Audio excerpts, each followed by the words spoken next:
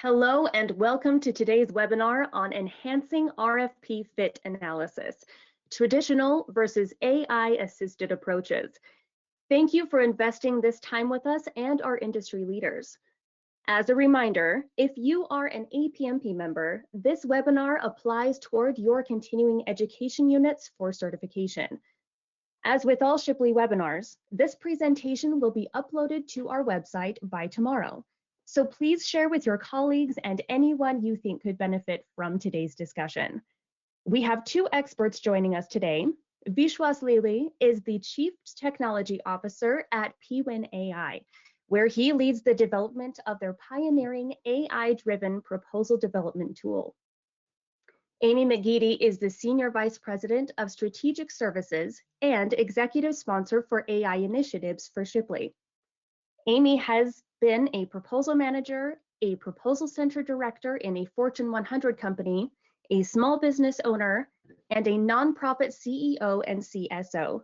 She currently serves on the APMP Board of Directors. Amy began her leadership journey as president of the Junior Honor Society in 8th grade and has had the good fortune of learning from amazing leaders ever since. So thank you, Amy and Vishwas, for being on our panel today. And with that, Amy, I will hand off control of the webinar to you. Okay, great. Thank you so much, Mallory. We're excited to be here today.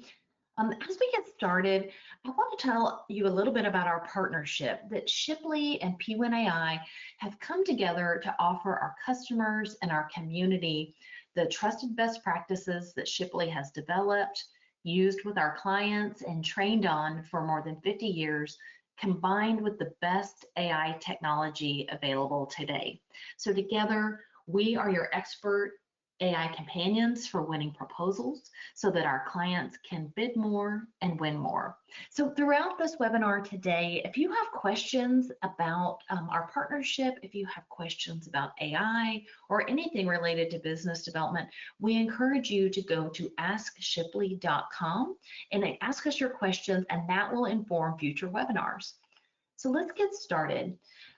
As we get started, we want to talk about some guiding best practices for RFP analysis. And regardless of if you are analyzing RFPs the traditional way or with technology, these are 3 questions to ask during bid decisions. So the first is about business fit. Is the opportunity within our business area? And then the next 2 are about winnability and competitiveness. So first, differentiation. Do we have any competitive advantages, discriminators, or value-added aspects that really make us a great fit for this client, this opportunity, and really will increase the likelihood of winning? And then, do we have an internal champion? Do we have any current or potential coaches or sponsors in the customer's organization that we have already been talking to really understand what their needs are and how we can help them be successful? So Amy, I have a question here for you. Okay, great. Do you think any of this bid criteria will change with an AI-powered world? Vishwas, that's a great question. I don't think so. I think, whether you're using AI or not, I think these 3 things are really important to be considering as you're deciding whether or not to pursue an opportunity, because I think you really need to think through, is this the business that we want to win? Do we have a differentiated solution? And do we have someone in the customer organization that's let us know about their needs and might be rooting for us along the way because we're actually presenting a solution to them that will help them succeed? So I think that's a great question. Thank you for asking that.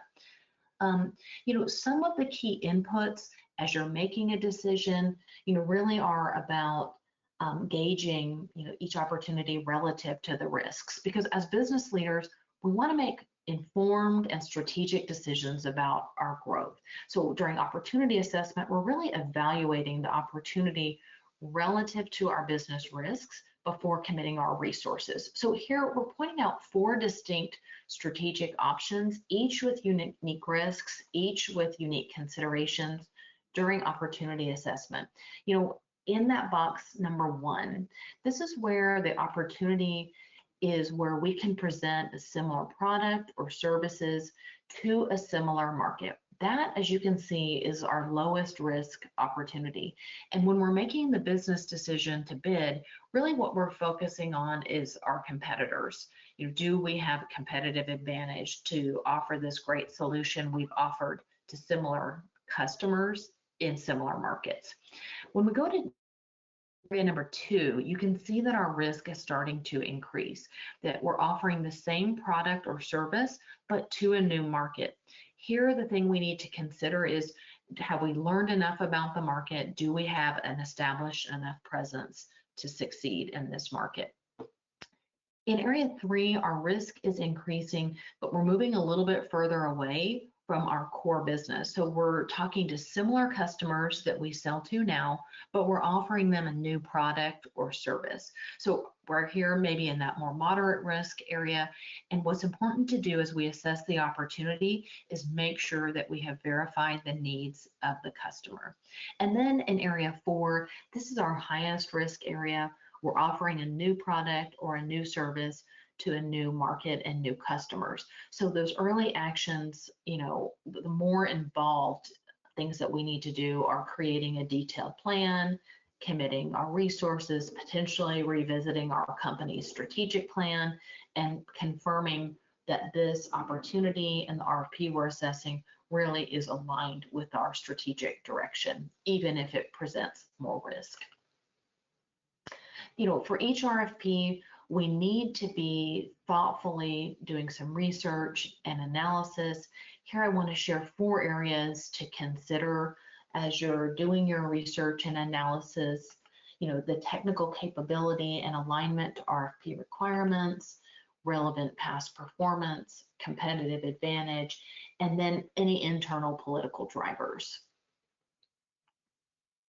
So Amy, I do have a question here as well. So what type of analysis that you've outlined here is difficult today? Oh, that's a great question. So I have number 1, in a lot of ways, that technical capability and alignment to RFP requirements, in a lot of ways, that might be the least difficult, because you probably have information about your company's technical capabilities fairly readily available, unless you're entering into a totally new market and your team might not fully understand that, or delivering a totally new product or service. But if you know what your service or your product offering is and what your capabilities are, analyzing compared to your requirements, not super difficult, maybe time consuming. In the second area, that analyzing relevant past performance, I think what can be difficult is if your company doesn't have your content well curated, then you really are dependent on human memory. So, this one, if you have a team that's worked together for a long time and worked at the company a long time, that might not be difficult. But if you don't, it's hard to assess your relative past performance right now, if you're dependent on your memory to do that. On assessing your competitive advantage, right now we're really, as a proposal team, reliant on our capture professionals or those relationship holders to assess this. And then finally, those internal political drivers, there's always going to be some internal tension between your sales team, who will have a sort of let's go for it mentality, the proposal team, which is thinking through like, wow, this is going to be a lot of work, and then operations, of thinking like, okay, if we win this, I have to deliver on this. So I think each one of these have their own parts that are more or less difficult today, probably dependent on, the individual dynamics of your team and the availability of information. Some traditional techniques for assessing an RFP, the first is really what I call discuss. So having those facilitated sessions with subject matter experts, your account executives, your proposal team. The second is doing your research with your internal technical data, any past proposals that you have. And then the third technique is really just that, deciding that where senior leadership is making the go or no-go decision. We often recommend that our clients use a scoring matrix when they're assessing opportunities. So here, this matrix that we've worked with clients throughout industries to use before, really just stakes out, a series of your win factors, what each looks like, what each requires, and then a self-analysis of taking each win factor and then evaluating, on a scale of 1 to 4, how strong your company is on that win factor. And any of us who have been doing RFP analysis before will probably be familiar with these challenges of, time and resources, the challenge of subjectivity and variability, and then always concern about, risking that we've, overlooked something, so risk of oversight. From a time and resource intensity issue, thoughtful bid analysis, it takes time, it takes attention, it takes bringing the right people together. Often these people are incredibly busy that are really involved in other critical pieces of running your business development organization or your operations. So, when we're trying to make an opportunity or bid decision, we're really trying to get very busy people with limited capacity to come together and use their best thinking to make decisions. And then, on subjectivity and variability, in the best case scenarios, our company can make good data-driven decisions. We've good data gathered.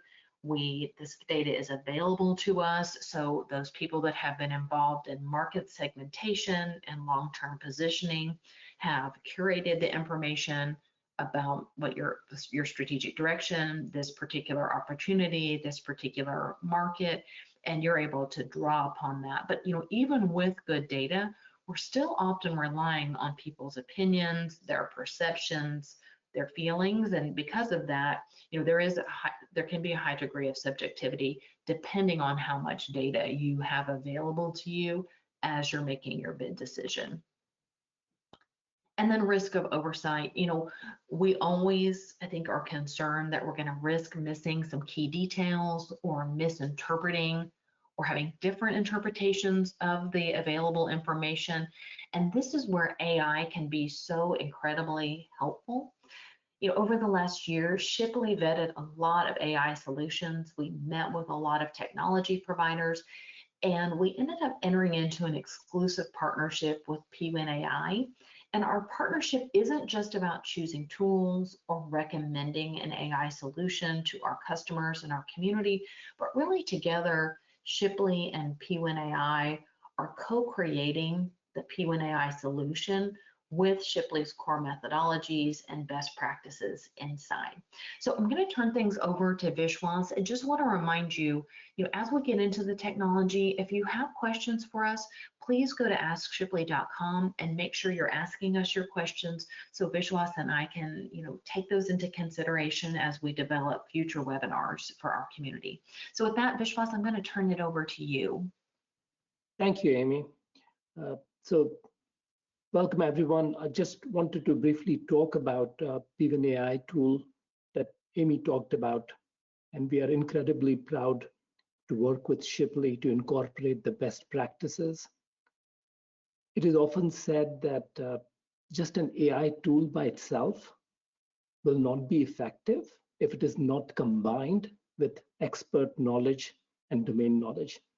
And that's why having an opportunity to co-create and make this tool better is such a powerful idea.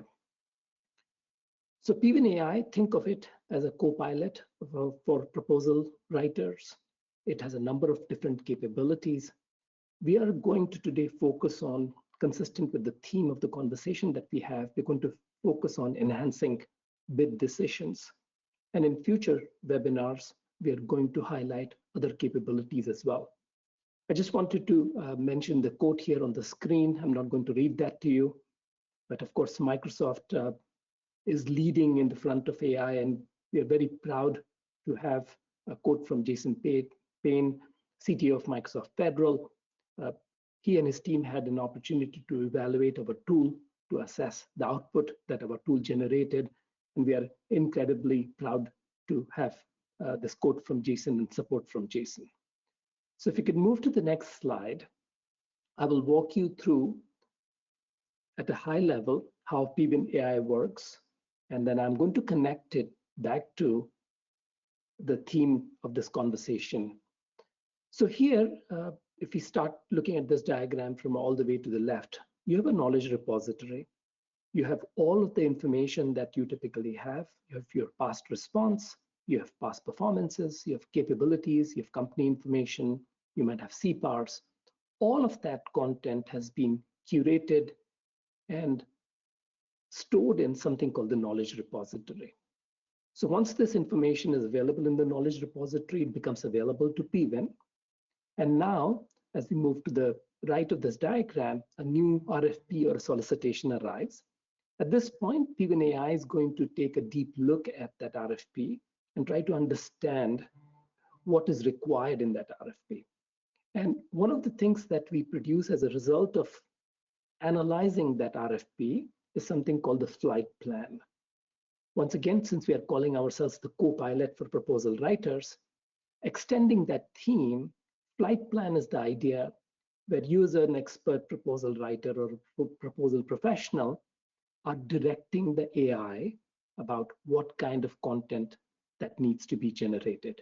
So it's really augmenting all the experience and skill you bring to the table. So as part of the flight plan, and I've highlighted the readiness score because that's the topic that we're going to focus on, it's going to create an assessment of how ready you are for working on this RFP or responding to this RFP.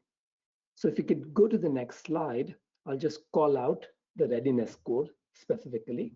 And bear with me, I'm just going to go into just a little bit of detail and tie it back to what Amy was talking about. So in a couple of slides back, Amy talked about the time and resource intensity that is required. Often these people are super busy as it is, and then you're further stretching them. She talked about the subjectivity and variability. Different people can look at the company's capability and your past submissions and arrive at different conclusions. And of course, there's always a risk of oversight. You have lots and lots of content to go through, and there's always a risk of oversight. And as Amy said, this is an area where AI shines. So if you take a look at all of the three challenges that Amy talked about, and then look at the diagram here on the screen, as part of generating the flight plan, we've generated a readiness score for you. So what are you looking at here? So what we've done is we've taken every requirement from the RFP, and let's say we looked at section C, and these are the tasks that you needed to respond to. Now we take the description of each task, and then we go to the knowledge repository and say, do I find a match with capability score? Do I find a match with any past performance? Do I find any match with any submissions that I've done in the past, right? So we've taken the description and then we've gone in and searched across. So we are taking care of the risk of oversight. And in order to solve the subjectivity problem, what we also do is we take into account, did the results that come back from the search, are they highly localized into one document? Because that may say something, right? All your information about this topic or this technology seems to be hyper-located into one document versus do the search results come from across the documents? That's an important indicator for us. In addition, what we do is we, of course, have the task description that was part of the RFP, but sometimes we find that that description may not be complete. So what we do is we take the task description, further enrich it using AI or a language model to make it more comprehensive, and then resubmit that search again, the search that I described previously, but we do the search again.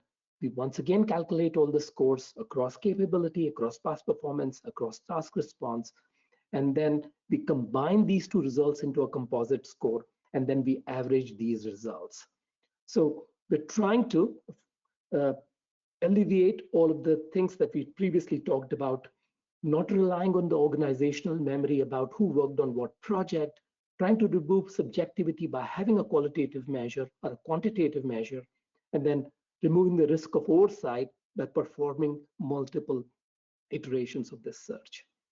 So Amy, if you could go to the next slide. Hey, Vishwas, before I go to the next slide, I just a couple, like an observation and a quick question for you. An observation, one of the things I know I love about pWin.ai and us working together is this really gives decision makers some data-driven ability to, assess their bid readiness here. And I think so many people want that. So really appreciate that pWin.ai has developed the tool in this way and allowed us to have input into it. But one question for you, if you end up having a low score, does that mean that pWin.ai can't help you with writing your response? Yeah, that's a great question, Amy. Something that I've seen this question come up before. So the answer is, if the scores are low, that does not mean pWin.ai cannot generate a response. We are going to work with the information that you have in your knowledge repository, and we are going to generate a response for you. And this is a topic that we'll cover in future webinars here as well, that if you have a low score, you need to augment your response with some additional pieces of information. So as you fill out the flight plan, you have an opportunity to infuse additional content to make it concrete. Let's say you're weak in a certain area, and you realize that as you're filling out the flight plan, you may want to bring in a partner capability to augment your capabilities and in turn enrich your response that is being generated by pWin.ai. So that's one. We often see that that's a good indicator for how you can balance your scores or increase your scores. The other thing we have found is this is a good opportunity for you to go take a look at your knowledge repository from a content management standpoint and look at how you can curate that content, how you can enhance that content so that future readiness scores that are generated for future RFPs are better. Okay, great. Thank you for that. I appreciate that insight. I can't wait to talk about that on our next webinar. Now I'll go ahead and move on. Thank you. So with this, just to summarize all of the things, we went a bit technical in the last slide with all the calculations. So I want to make sure that we summarize. So the benefits of pWin.ai as far as the bid decision process is concerned. So we are bringing the data that is already available. A lot of unstructured data is available. We are enhancing that by completing a readiness score. We give you a picture of your actual capability, how well placed are you in terms of responding to the RFP. We support your internal capability by having this information available. We give you audit capacity. And also, by looking at this course, you can identify some gaps in your content and work towards improving that content. So if you could go to the next slide. So this brings me to my final slide, which is if we put all of the things that we've talked about together in the last few slides, it leads to these outcomes. So if you can improve and optimize your bid decision process, you can have more wins. Of course, you have a higher win rate if you're going after pursuits where you have a high probability of winning.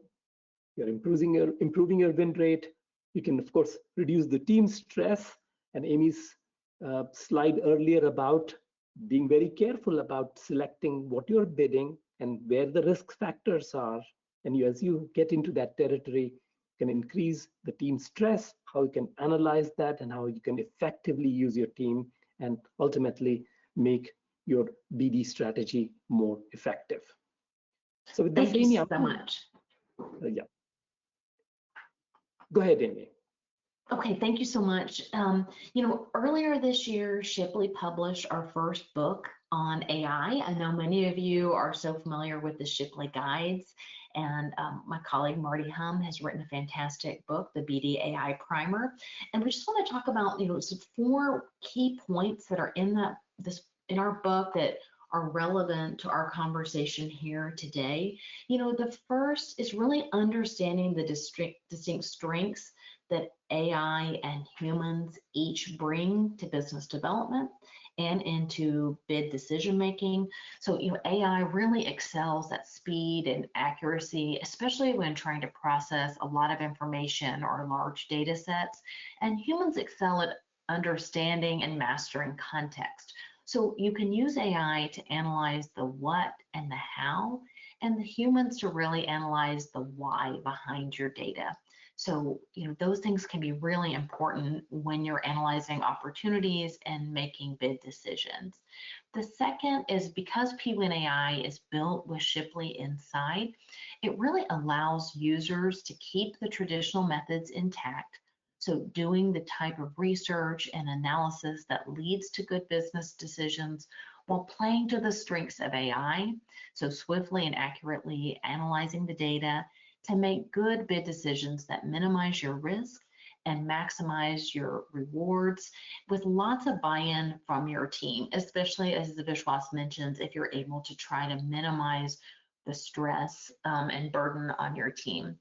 Third, we really have a mature business winning methodology in our industry that Shipley has developed and contributed to over the years, and pWin.ai enables us to expand our capacity to win more. So in our partnership, pWin.ai offers an AI technology that follows the basic tenets of good business winning practices.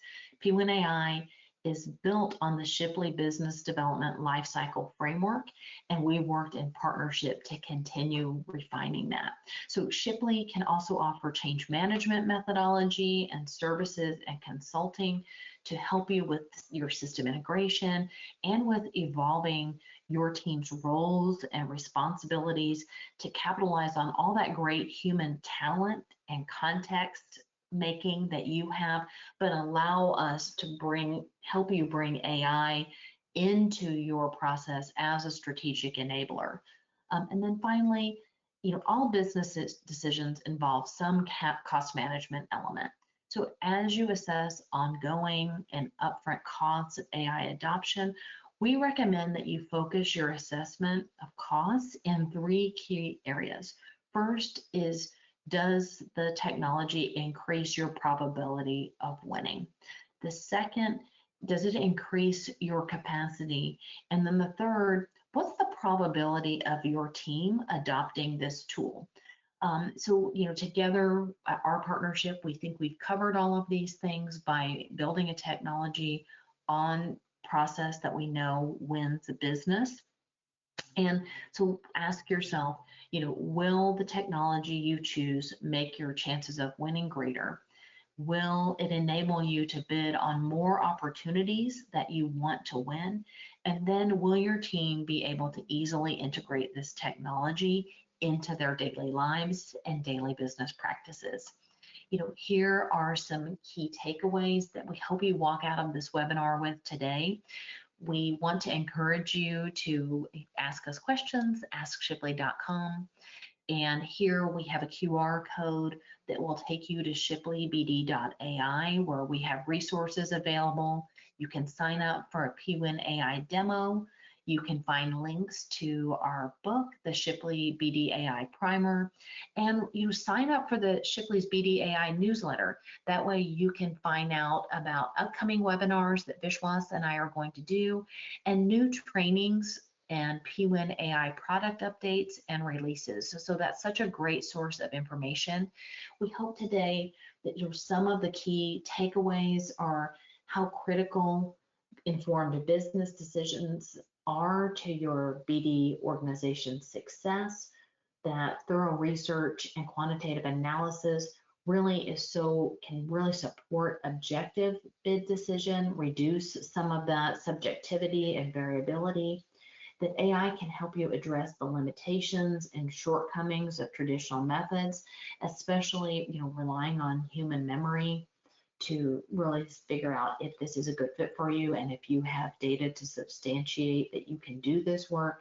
And then pWin.ai's readiness assessment really provides an empowering analysis very quickly using the best AI technology available today. So as we close out today, we encourage you to go to shipleybd.ai to sign up for a demo, to sign up for our BD.ai newsletter, or to potentially get a copy of the BD.ai Primer. And thank you again, Vishwas, for making the time for this today. I know how enthusiastic you are in helping our community be successful. And thank you, all of you, for being with us. And we look forward to our next webinar in June.